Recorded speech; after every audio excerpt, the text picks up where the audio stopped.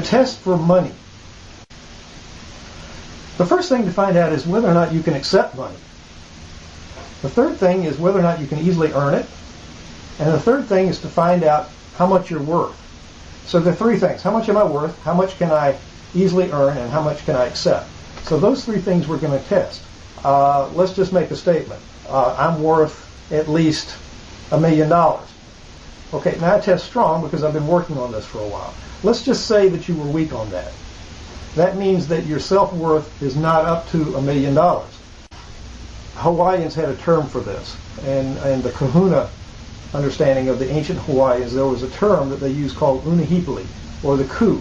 This was equivalent to Freud's subconscious, and it also ruled the body and the emotions. So much of the body and the emotions and the memory was tied up in this being that the kahunas called the ku, or the unihipili. And so this unihipili, or this ku, was capable of many things. So if we look at it in terms of a separate self, for example, which is a convenient tool, then what we're doing is we're asking this ku how much we are worth, because therein lies the memory and all of the impressions that we have about ourselves. I liken it to a whale, like riding a whale. If you're riding a whale, this whale has its own consciousness. This whale has its own direction. And it has a prime directive. In other words, our early decisions gave this whale its prime directive. We're just like little beings on top of this whale, just sort of trying to tap it over here and tell it to go over here and go over there. If there's no conflict, that whale will gladly go in that direction.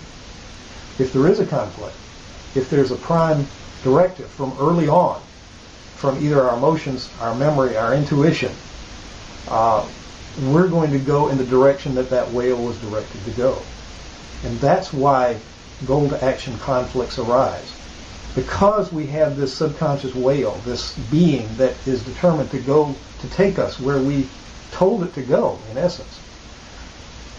To change that consciously, we have to have the tools. We have to have the ability to speak with that whale, to guide that whale, to find out what the directive was before we can change that. The logical soul process is about getting access to that decision that the whale is using as its prime directive to take us where we're going. And you know where you're going because that's where you are. In essence, where you are is based on the decisions that you made, ancient decisions, hidden decisions that you have made that have led you to this point. To be able to change those decisions, something very deep has to take place. And what I'm speaking here is no less than communicating with that being, which the kahunas call the unihipili, or the ku, with that inner whale, so to speak, and saying, look, you know, we're heading over the precipice. Let's change directions a little bit. Let's go over here. The whale will not do that just on a whim. It will not do that just because you say so. It will, however, listen to you when there's something at stake.